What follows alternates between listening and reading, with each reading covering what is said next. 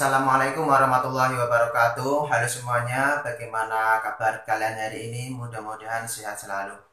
Dalam video kali ini saya akan menceritakan proses perekrutan PT Astra Daihatsu Motor yang pernah saya alami. Sedikit cerita dari saya sebelum kita mulai ke proses perekrutan PT Astra Daihatsu Motor. Dulu di waktu kelas 2 SMK, sekolah saya di SMK Ahli Kumah Bakarojo Guntur angkatan kedua. Jadi sekolahnya masih baru, sekolah swasta. Dulu ketika saya kelas 2 SMK mempunyai keinginan atau mimpi pengen kerja di Astra. Namun keinginan atau mimpi tersebut terwujud. Ada informasi dari Bapak Kepala Sekolah bahwa di BKK SMK Negeri 1 Semarang ada lowongan kerja di PT Astra Daihatsu Motor. Dalam hati rasanya senang banget ada informasi lowongan kerja. Namun informasi lowongan tersebut dadakan.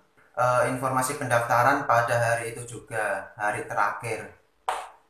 Nah, untuk memastikan benar atau tidak informasi lowongan tersebut, kemudian Bapak Kepala Sekolah dan Pak Guru pembimbing saya survei ke lokasi atau ke tempat BKK tersebut. Ternyata informasi lowongan tersebut benar.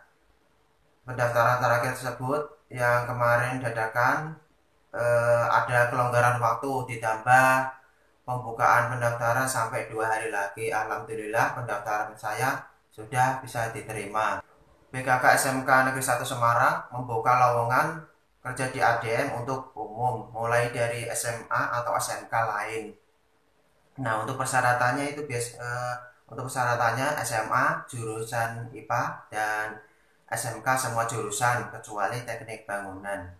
Dan tinggi badan itu minimal 165 cm, tinggi berat badan minimal 50 kg. Kemudian tidak memakai narkoba, tidak buta warna. Dari SMA atau SMK lain, SMK 1 Semarang, SMA 2 Semarang, dan Salatiga Semarang juga ada, dari Demak juga ada. Mereka datang dengan antusias.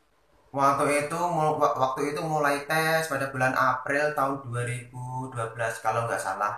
Untuk peserta pendaftaran itu ada total 800 sampai 1000 kira-kira yang mendaftar.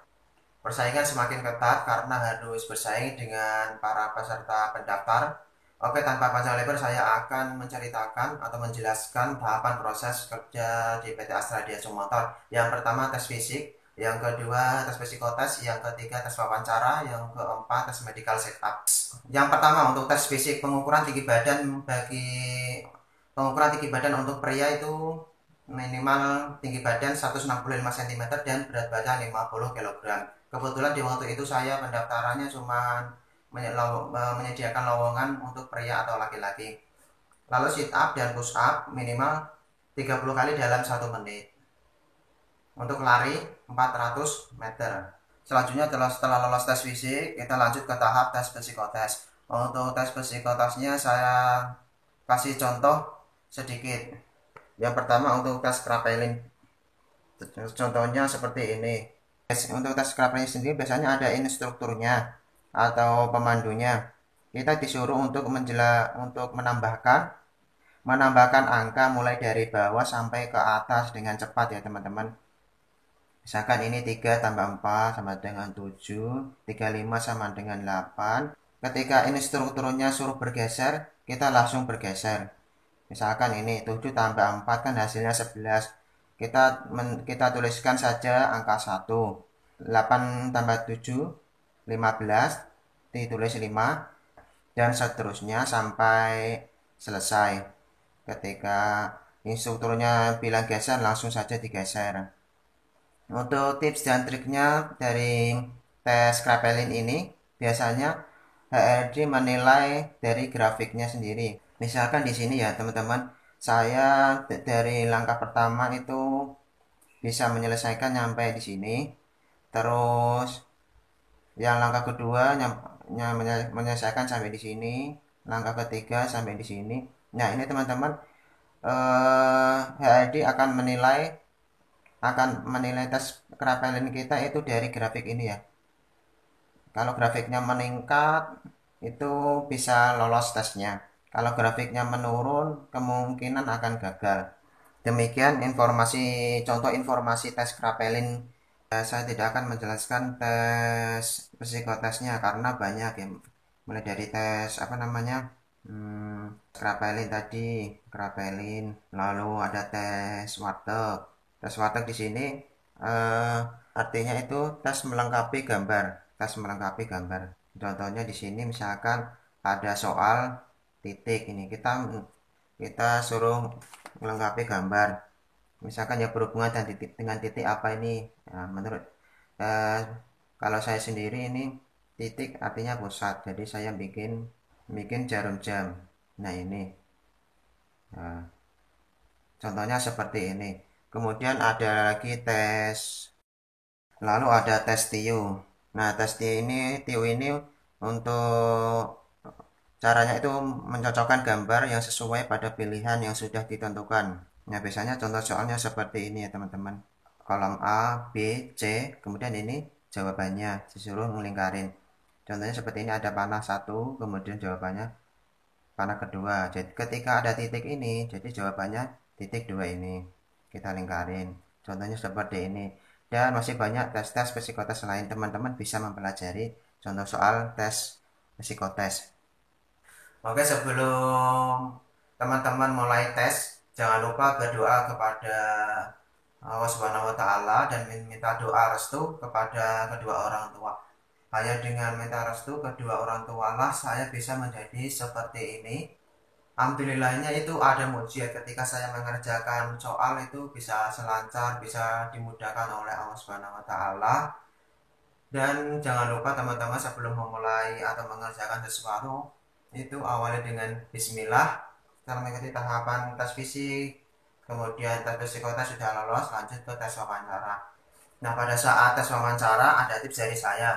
Ketika ketika kita mulai masuk itu ucapkan salam dan duduk dengan santai, tidak gugup. Kemudian yang biasanya yang wawancarai itu HRD ya teman-teman. Jadi pertanyaan yang muncul dari HRD itu biasanya kita disuruh menjelaskan keseharian kita itu ngapain saja dan pernah mengikuti organisasi apa aja, kemudian apa kekurangan dan kelebihan kalian, dan pertanyaan-pertanyaan yang lainnya. Setelah lolos dari tes wawancara, kemudian dilanjut dengan tes MCO. Saya akan menjelaskan tips-tips dari tahapan tes MCO ya. Yang pertama itu minum air putih ya. Minum air putih sebelum dan sesudah tidur. Tidur tidur dengan cukup minimal 8 jam. Karena air putih adalah teman kalian untuk menetralisir racun. Hindari minuman rasa-rasa dan mengandung banyak gula, seperti kopi, creamer, atau susu kental manis. Untuk tips yang kedua, buang air kecil sebelum dan sesudah tidur, karena bertujuan untuk lebih lancar pada saat kalian mengeluarkannya. Untuk tips yang ketiga, usahakan tidur cukup, efektifnya 6-8 jam.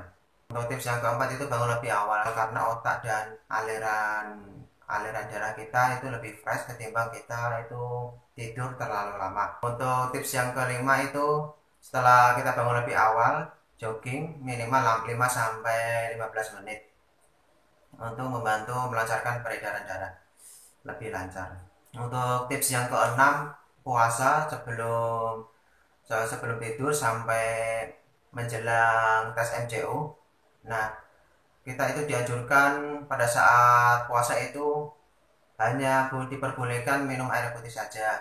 Nah, setelah proses tes MCU selesai, kemudian kita dipersilakan untuk makan. Oke, itu saja teman-teman. Perjalanan tes saya mulai dari tes fisik, tes wawancara, dan tes fisik, tes psikotes, tes wawancara, dan medical check up, sekaligus tips dan triknya tadi, dan menambah wawasan kepada teman-teman atau adik-adik yang baru lulus sekolah sebelum terjun ke dunia kerja. Mudah-mudahan informasi yang saya ceritakan ini bermanfaat. Saya ucapkan wassalamualaikum warahmatullahi wabarakatuh. Mudah-mudahan bermanfaat. Saya ucapkan wassalamualaikum warahmatullahi wabarakatuh.